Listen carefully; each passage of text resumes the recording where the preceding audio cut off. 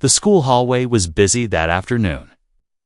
The sound of footsteps and chatter filling the air, lockers closing, teachers talking to students, and the faint smell of cleaning spray lingering from the janitor's cart.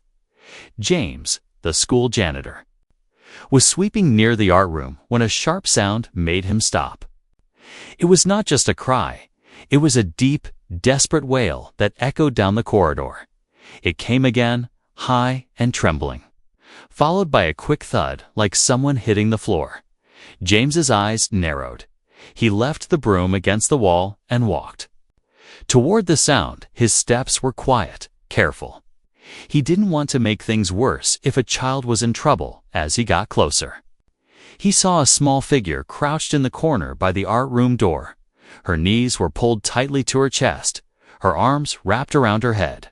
She was rocking back and forth, her face hidden around her. Two teachers stood helplessly, one trying to talk in a calm voice, the other waving for someone to call the school counselor. Other students walked past, some staring, some whispering, but no one able to do anything that helped. James could tell right away this wasn't just a tantrum. He had seen something like this before, years ago, with his own sister. This was a meltdown. The little girl's breathing was fast and uneven. Her hands were pressed hard over her ears as if the world was too loud. Her body trembled with each sob. The teachers were trying to get her attention, but their voices only seemed to make her pull away more. James noticed her eyes dart for a second toward a table inside the art room. There, next to a jar of paintbrushes, was a half-full bottle of bubble solution and a plastic wand. It's probably left after an art project, without saying anything to the teachers. James walked past them, picked up the bubble bottle, and knelt a few feet away from the girl. He didn't try to touch her, didn't call her name. He simply dipped the wand in the liquid and blew. Soft, shimmering bubbles floated into the air, catching the light from the hallway windows. At first, the girl stayed curled up, her sobs still shaking her shoulders. But then a bubble drifted close, resting for a second on her knee before it popped. She froze, her rocking slowed, and her eyes peeked out from behind her arms. James blew another stream of bubbles, letting them float gently around her. The colors in the thin soap film shifted between pink, blue, and green. Her hands lowered slightly from her ears. Her gaze followed a bubble as it rose and then popped above her head. The corner of her mouth twitched, not quite a smile, but no longer the tight, frightened grimace from before. James stayed quiet, blowing bubbles in a slow rhythm, giving her time to breathe. One of the bubbles landed softly on her shoe, and she reached out a finger to touch it. It popped instantly, and for the first time. She let out a small laugh, just a single, surprised sound. That was enough for James. He blew more bubbles, aiming them just close enough for her to reach. She began trying to catch them, her hands moving gently now, no longer shaking. The teachers watched in disbelief, neither of them saying a word. Afraid to break the calm, James gave the girl the bubble wand. Holding out the bottle for her, she hesitated, then slowly took it. Her small fingers wrapped around the plastic handle, and she dipped it into the soapy liquid. She brought it to her mouth and blew, but only a small bubble came out before popping. She giggled, this time more freely. The tension in the hallway eased. Students walking by now smiled instead of whispering. The teachers looked at James as if he had performed some kind of magic, but to him, it was simple. He had learned long ago that sometimes you don't need loud words or quick orders. Sometimes you just need something soft, something slow. The girl was now fully focused on making bubbles. The earlier crying forgotten for the moment. Her breathing was steady, her body relaxed. The teachers stepped back, giving her space. James stayed close, but not too close, letting her have control of the wand. He knew that was important. Tick gave her a sense of safety. A faint click came from further down the hall. James didn't notice at first, but someone else was watching. At the far end, half hidden by the shadows near the office door, a tall woman, stood still. Her eyes were fixed on the scene, and in her hand she held a sleek leather handbag. She had the kind of polished look that didn't belong in a school hallway tailored jacket. Perfect hair, expensive shoes. James didn't know it yet, but she had been looking for this little girl. She had heard there was an incident and rushed to the school, ready to take her daughter home. Now she just stood there, her expression unreadable, watching as a janitor someone she had never met calmed her child in a way she had never seen before. The girl blew another bubble and clapped her hands when it floated away. James smiled faintly, still saying nothing. The hallway felt lighter now, the panic gone, replaced with quiet laughter and soft popping sounds. Somewhere behind them, the woman's eyes softened, her grip on her handbag loosening. She didn't step forward yet, she just watched, letting the moment continue. For James, this was nothing unusual, just a small act to help a child in distress. For the little girl, it was a break from the noise and confusion that had overwhelmed her. For the woman at the end of the hall, it was the beginning of something she could not yet understand. But it would change everything. At the far end of the hallway, Victoria stood frozen in place. Her heart was still racing from the rush to get here after receiving a call from the school. She had been told there was an incident with Sophie, and her mind had already prepared for the worst. She had pictured screaming, chaos, teachers trying and failing to control her little girl. But what she saw now didn't fit any of those images. Her daughter was sitting calmly on the floor, blowing bubbles into the air. Each one floated gently upward. Catching the light from the windows, Sophie's eyes followed them, and every now and then a soft giggle escaped her. It was a sound Victoria had not heard in a long time. Not like this, not free, not unforced. Victoria's throat tightened. She had spent years and more money than she could count trying to help her daughter. Expensive therapists, top specialists, all the best recommendations from the world's most respected experts.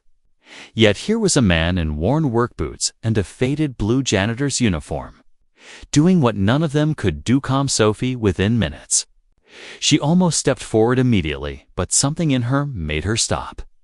There was a gentleness in the way he stayed near Sophie without crowding her, in the way he let her control the bubble wand. It's as if every movement was deliberate and patient.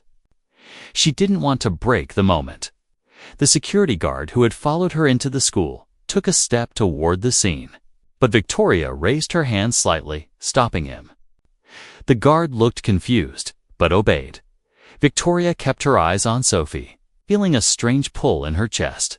This man, this janitor she didn't even know his name, had managed to reach her daughter when even she, her own mother sometimes. Could not the other students moved on? The teachers glanced her way, nervous at her presence. But she didn't look at them. Her focus was entirely on the two people in the center of the hallway.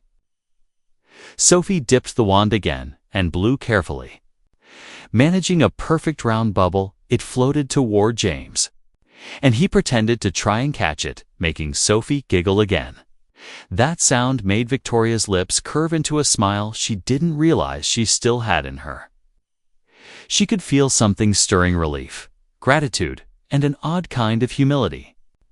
She had built a life where she controlled everything, where her wealth could solve nearly every problem. But this wasn't something she could buy. She thought about walking over, introducing herself, thanking him, but she held back for just a little longer, letting herself watch, letting herself see her daughter in this rare state of peace. James didn't look up, didn't notice her. He stayed focused on Sophie, as if the rest of the world didn't exist. When the last bubble popped, Sophie looked at him and smiled a small but genuine smile. Victoria had seen it so rarely that it almost made her eyes sting. She decided she couldn't stay in the shadows any longer. Her heels clicked softly against the floor as she approached. The teachers straightened immediately, their posture stiffening. One whispered to the other, "It's the CEO." As if her presence carried a weight that silenced the space, James glanced up briefly, not reacting much.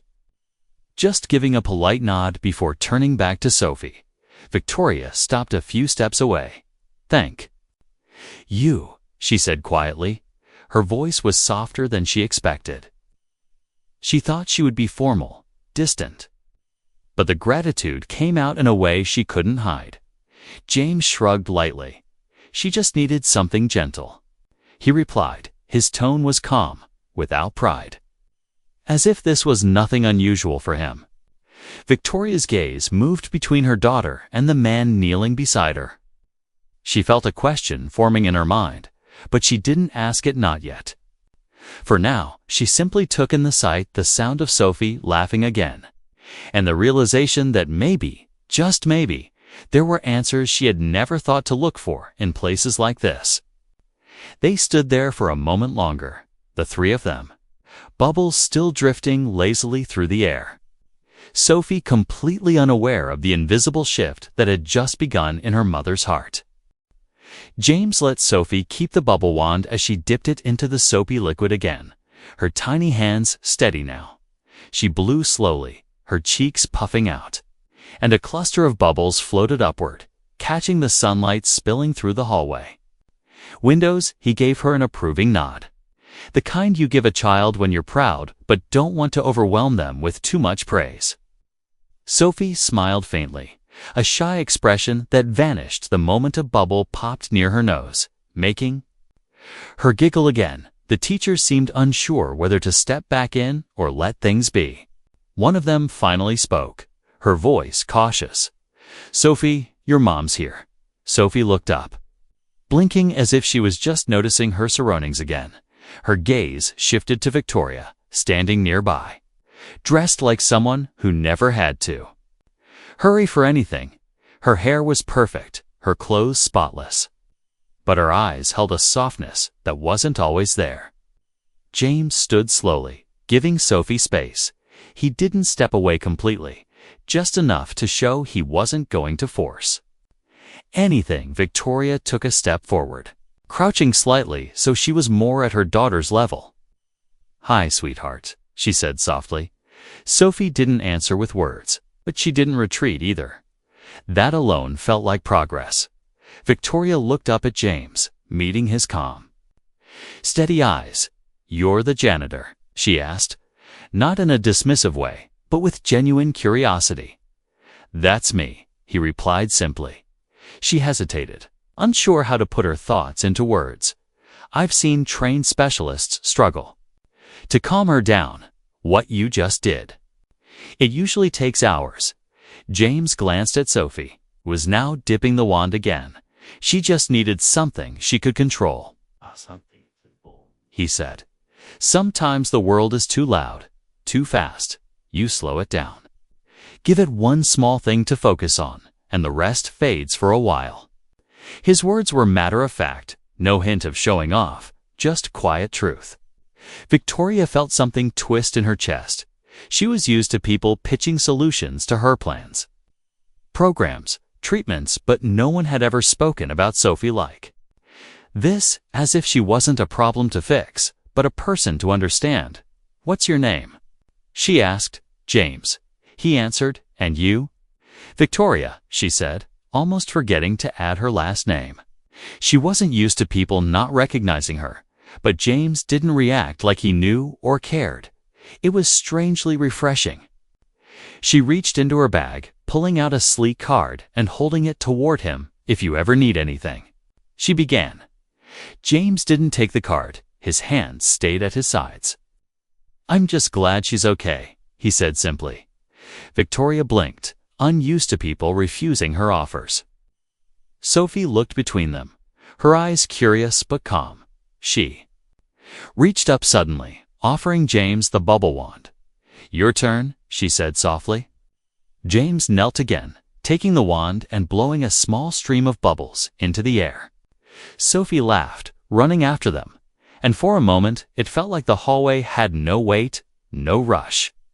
Just a pocket of peace floating between the three of them.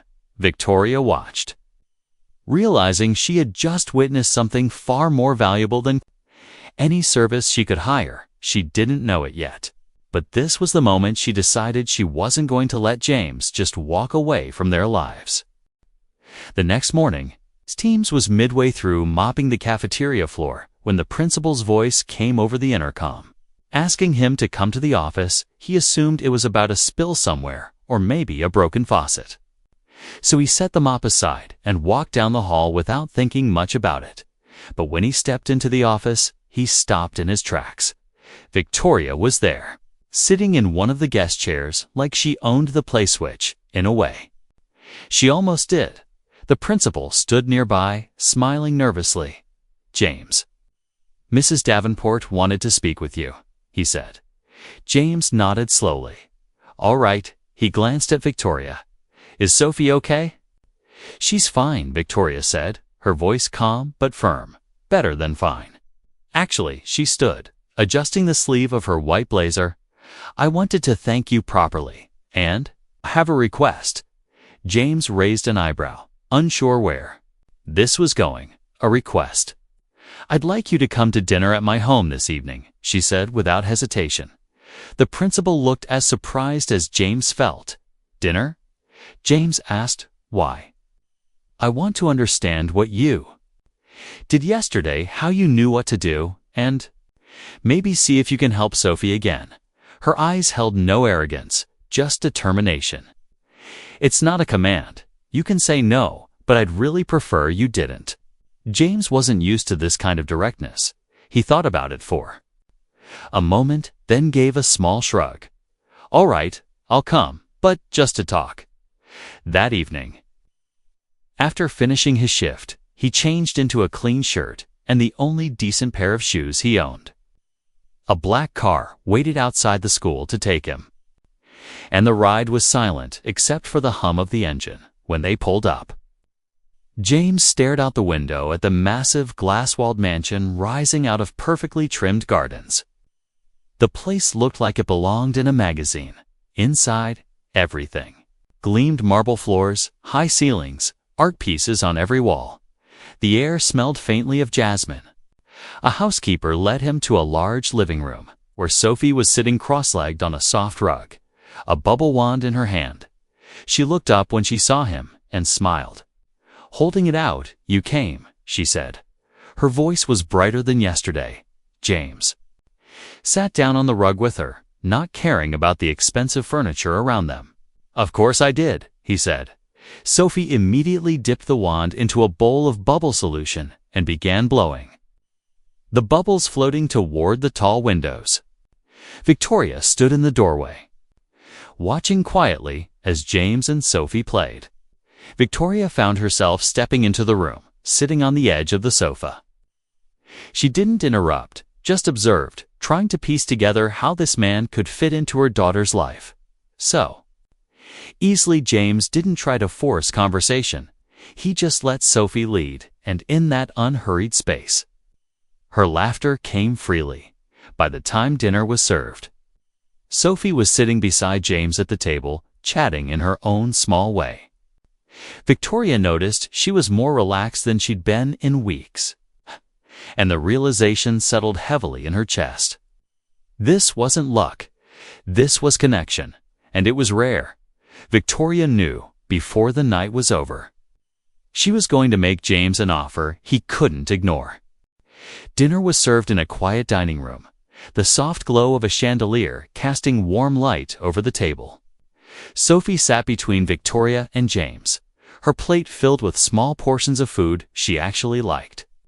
James noticed how carefully Victoria had arranged the meal. No strong smells, no strange textures, just gentle flavors.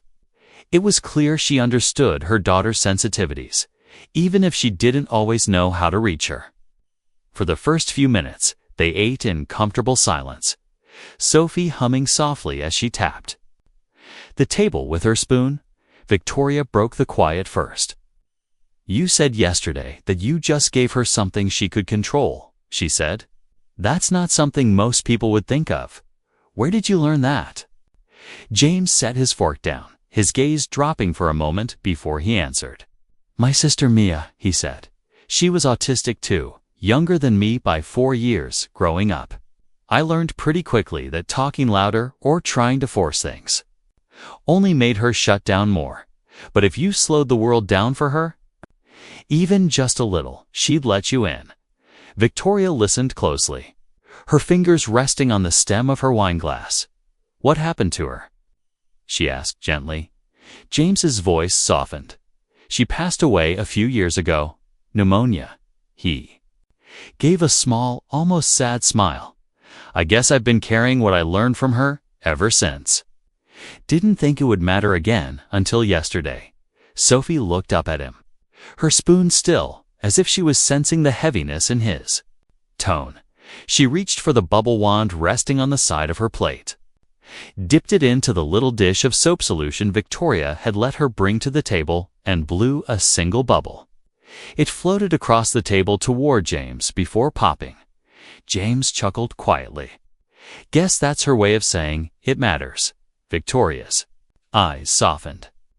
She was not a woman easily moved. Years in business had hardened her to most emotions, but there was something about the way this man spoke, with no need to impress her, no hidden agenda, just truth. It was rare. And it made her think. She set down her glass. Leaning forward slightly, James, I've hired some of the best specialists in the country, but none of them have been able to calm Sophie as quickly as you did. I don't think it's training.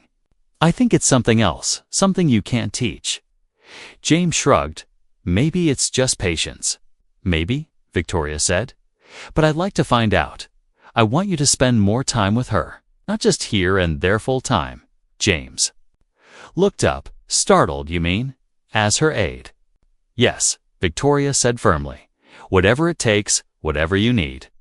I'll make sure you're compensated better than anything the school can offer. James hesitated, the thought weighing on him. I appreciate it, but I work at that school for a reason. I like being there for all the kids, not just one. Victoria didn't flinch, and I respect that.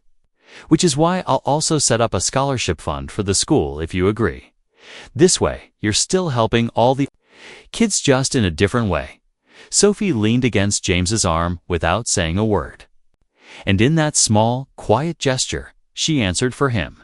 He exhaled slowly, giving her a gentle smile. All right, he said. I'll do it. Victoria nodded once, as if sealing a deal, but inside, she felt something far deeper than a business victory. She felt hope, real hope, for her daughter's future. A week later, James walked into the school as usual, but something felt different. He was no longer just the janitor sweeping hallways and fixing leaky faucets. Word had quietly spread among the staff that he was now working directly with Sophie, and curious glances followed him as he made his way to her classroom. Sophie was waiting by the door, clutching the bubble wand he had given her.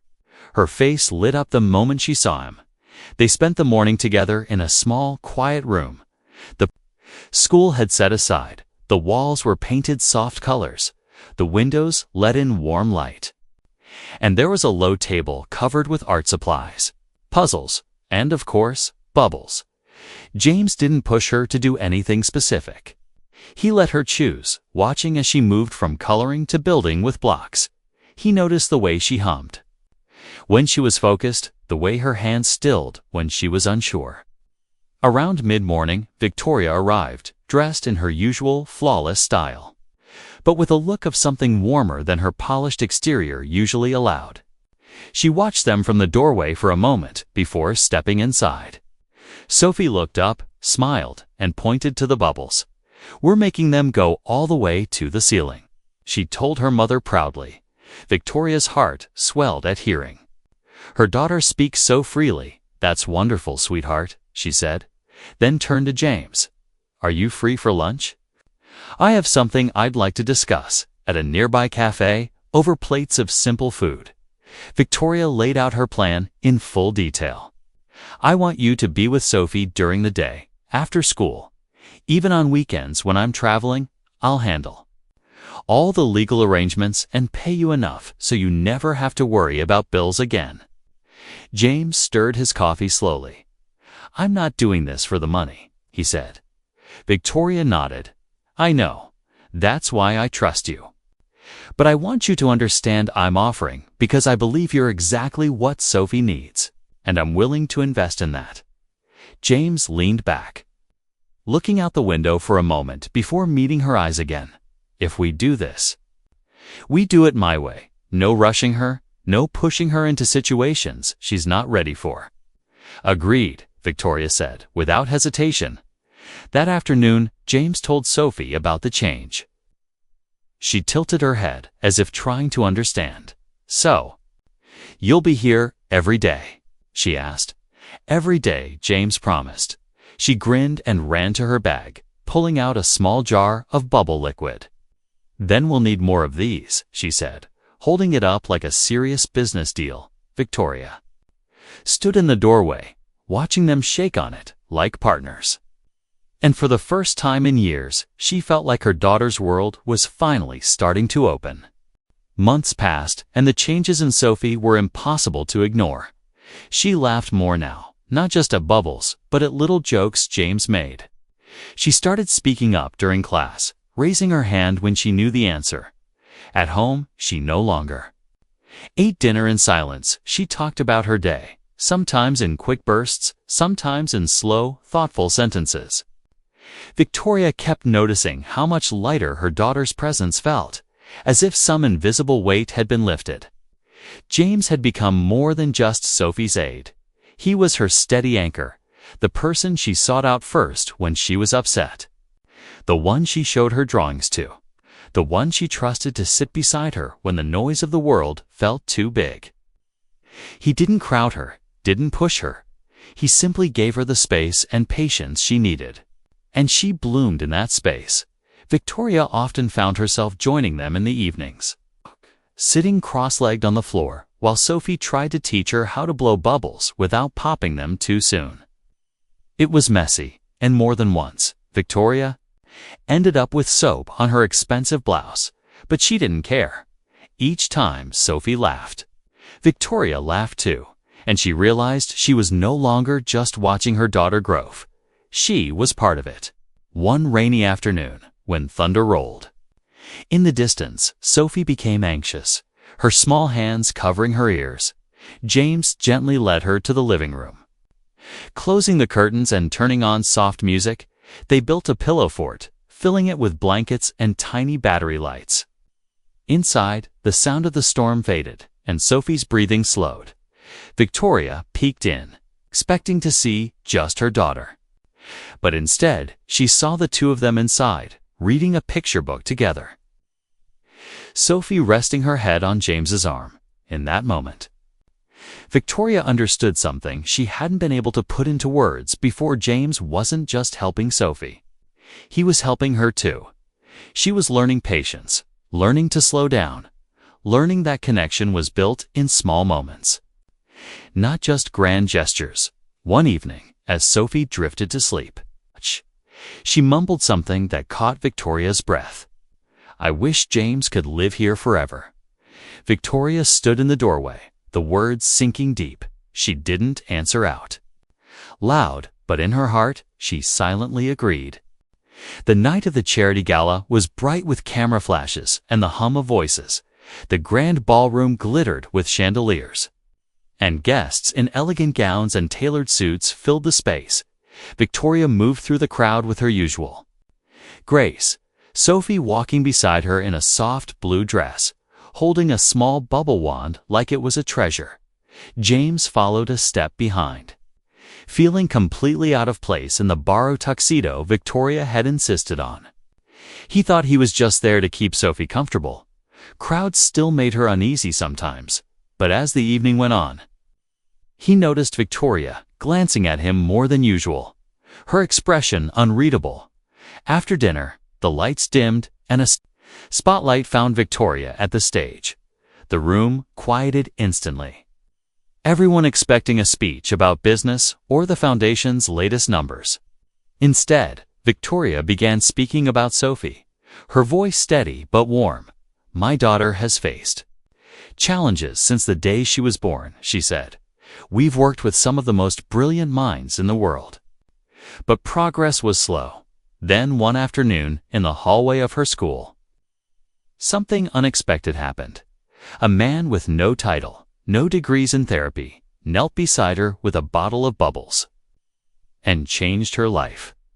James froze, realizing she was talking about him. The crowd turned their heads to look. Victoria gestured toward him. "James, would you please come up here?" The spotlight shifted, and he felt every eye in the room on him. Sophie tugged at his hand. Smiling shyly, "Go," she whispered.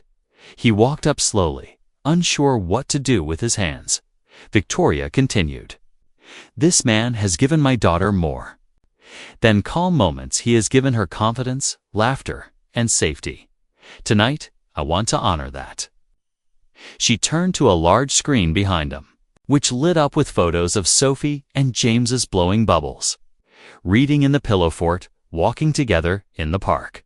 Then Victoria faced the audience again, in memory of his late sister, Mia. "I am establishing the Mia Foundation, a program to bring practical, compassionate autism support to schools everywhere. And James will serve as our program's first director." James's eyes widened. "Director?" he whispered. Victoria smiled. "If you're willing." The crowd erupted in applause. Sophie clapped too, her eyes bright. James swallowed hard, emotion tightening his throat. He didn't think he'd be able to speak, but he managed a quiet "thank you" as they left the stage. Sophie slipped her small hand into his. "I told you I wanted you to live with us forever," she said softly. James looked down at her, his voice low and warm. "I'm not going anywhere." Victoria walked beside them, and for the first time, they didn't feel like a billionaire, a janitor, and a little girl. They felt like a family, bound together by patience, kindness, and a handful of soap bubbles.